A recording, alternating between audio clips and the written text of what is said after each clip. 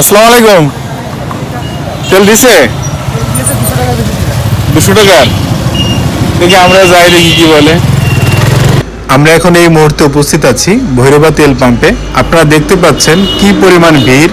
এই ভিড়কে উপেক্ষা করে আমরা ভৈরবা পাম্প থেকে তেল আনলাম মাত্র 200 টাকার।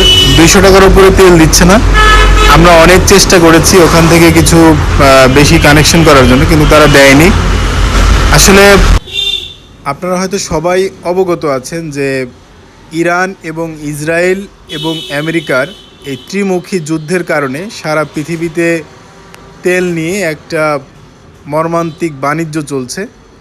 আসলে মধ্যপ্রাচ্য থেকে সারা পৃথিবীতে তেল সাপ্লাই হয়, আপনারা সবাই জানেন। এই মধ্যপ্রাচ্য এখন যুদ্ধের দামামা চলছে, যার ফলে সারা পৃথিবী এখন থমকে আছে শুধু পেট্রোল, ডিজেল, অকটেনের সীমাবদ্ধতায়। এখন বাংলাদেশের এই সংকটটা চরমে পৌঁছেছে।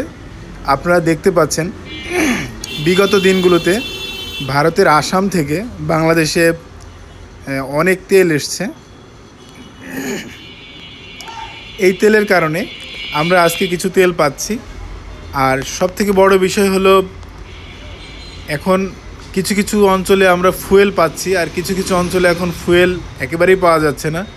আপনারা দেখতে পাচ্ছেন প্রচুর পরিমাণ ভিড়। আসলে সকালবেলা আমরা যখন গিয়েছি তখন প্রচুর পরিমাণ ভিড় ছিল, এখনও প্রচুর পরিমাণ ভিড়।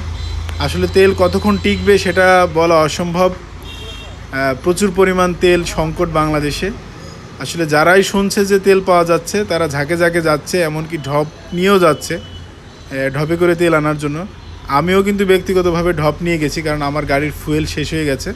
আমি কিন্তু দেখতে পাচ্ছি না, আমি ঢপ নিয়ে গেছি তেল আনার জন্য, কিন্তু আমাকেও কিন্তু পর্যাপ্ত পরিমাণ ফুয়েল দেওয়া হয়নি।